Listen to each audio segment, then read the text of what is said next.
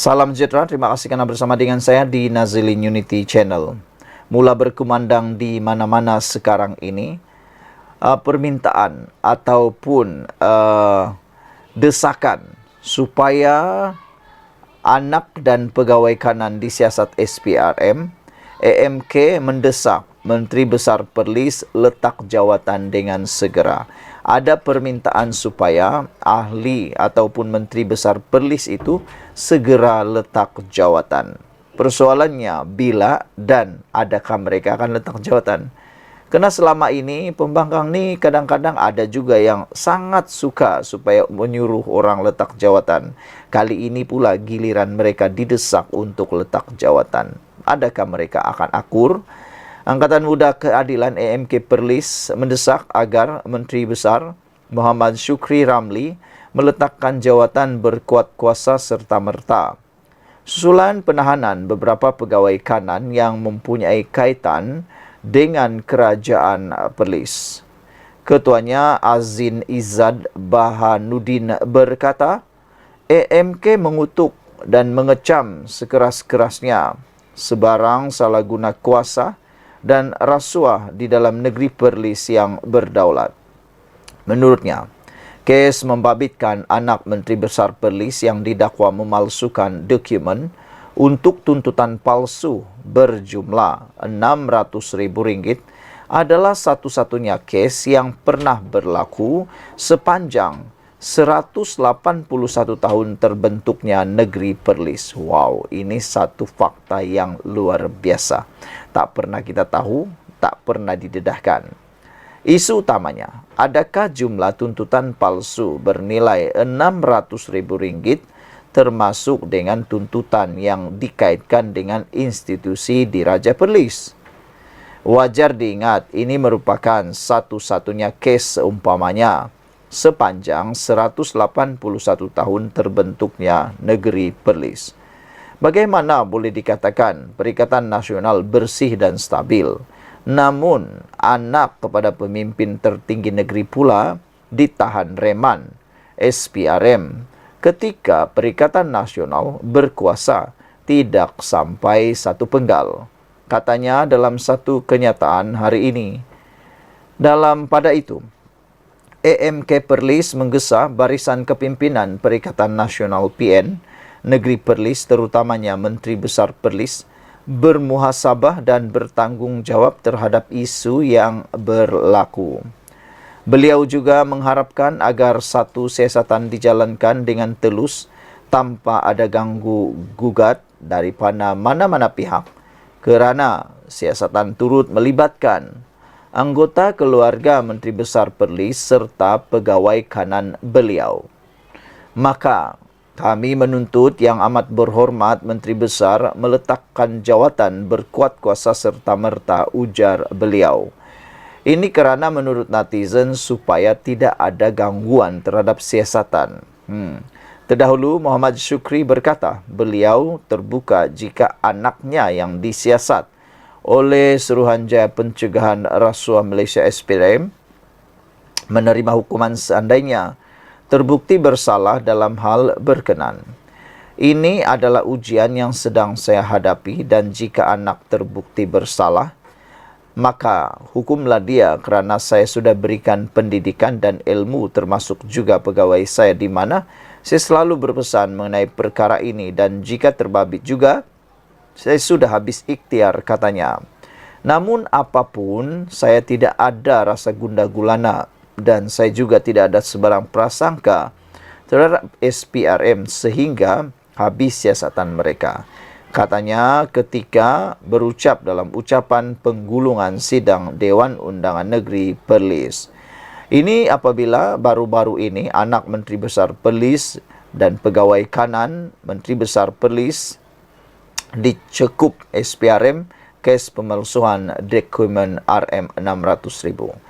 Anak kepada Menteri Besar Perlis dan orang kuat Menteri Besar dilapor direman oleh SPRM bagi membantu siasatan pemalsuan dokumen tuntutan palsu berjumlah RM600.000.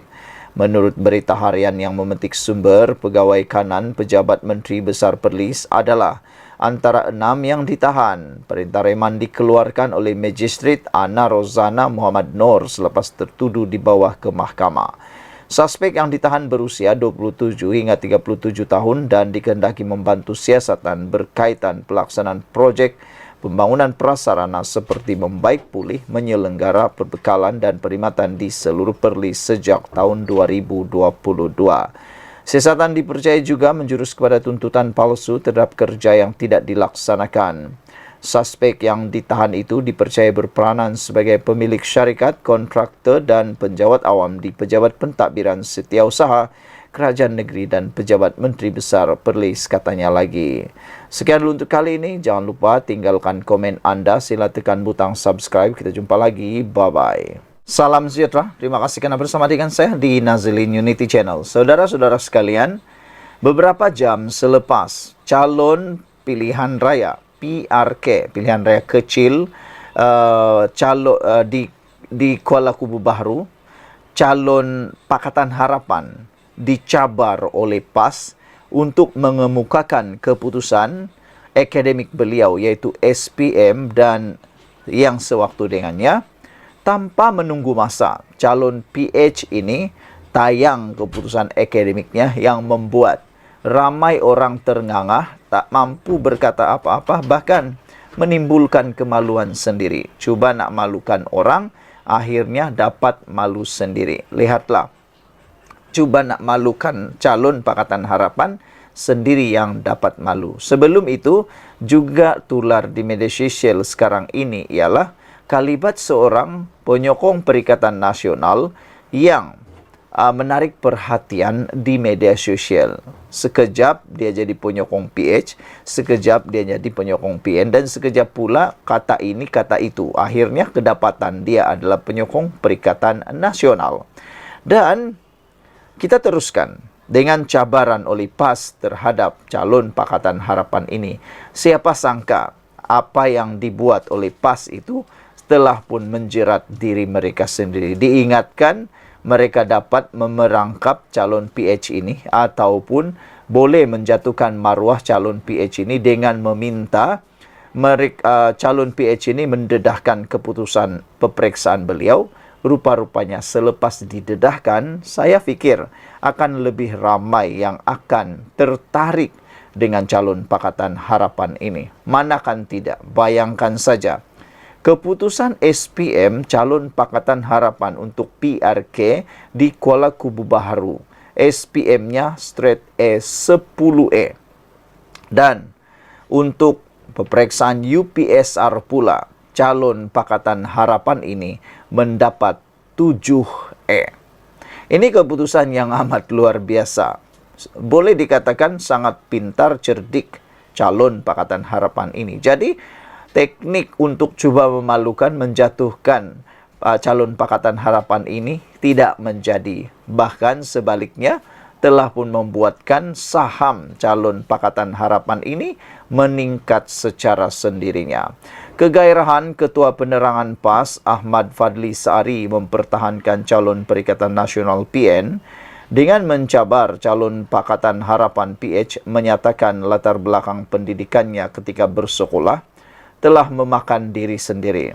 Fadli membuat cabaran agar Pang Syok Tau mendedahkan pendidikan rendah dan menengahnya selepas calon Perikatan Nasional di Dewan Undangan Negeri Kuala Kubu Baharu, Khairul Azhari Saud berdepan kontroversi berkaitan status pengajian.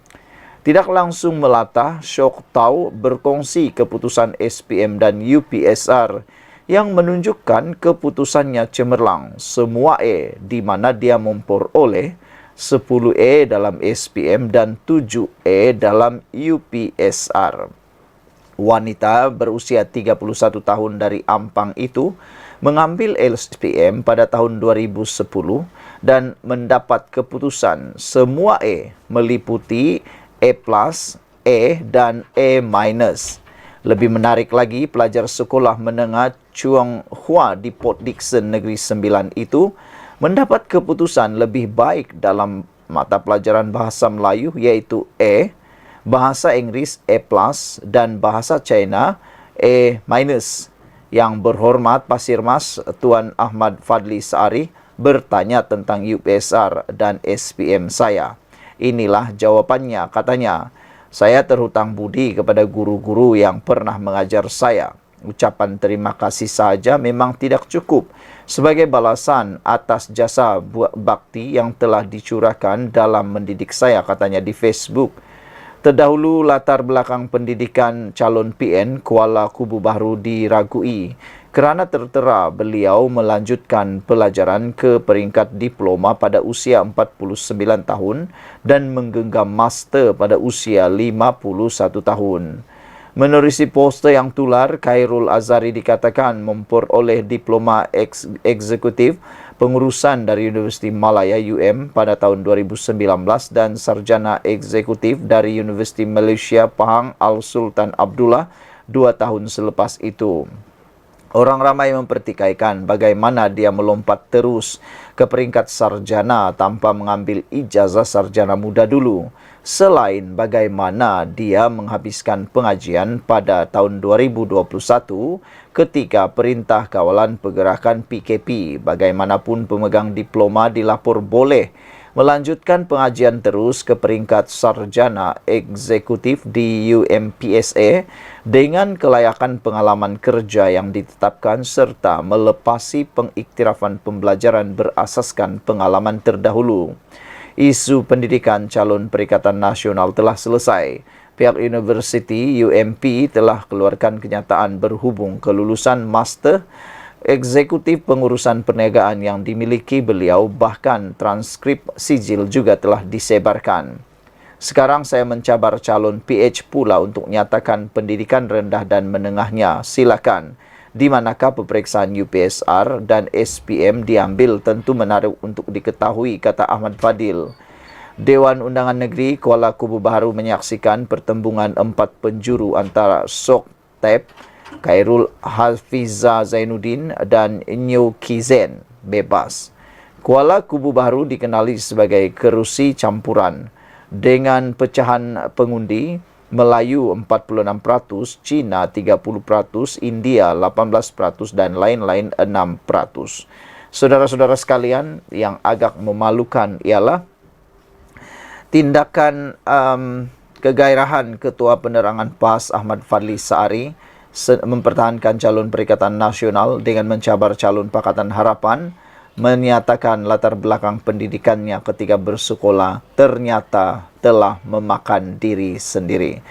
Dan secara kesimpulannya, rumusannya, disangkakan cabaran itu boleh menjatuhkan maruah atau boleh menjatuhkan nilai saham calon Pakatan Harapan itu. Rupa-rupanya bukan saja ianya gagal menjatuhkan nilai saham calon Pakatan Harapan, bahkan secara tidak sengajanya, tidak langsungnya, calon Pakatan Harapan telah meningkat sahamnya. Siapa sangka? Disangka mampu memalukan, tapi lain pula jadinya. Bayangkan sajalah keputusan yang dipaparkan jauh daripada pemikiran biasa manusia, yaitu mencapai SPM 10A dan UPSR 7A. Sekian dulu untuk kali ini. Jangan lupa ikuti terus ulasan daripada channel ini dan tekan butang subscribe. Tinggalkan komen Anda. Kita jumpa lagi. Bye-bye.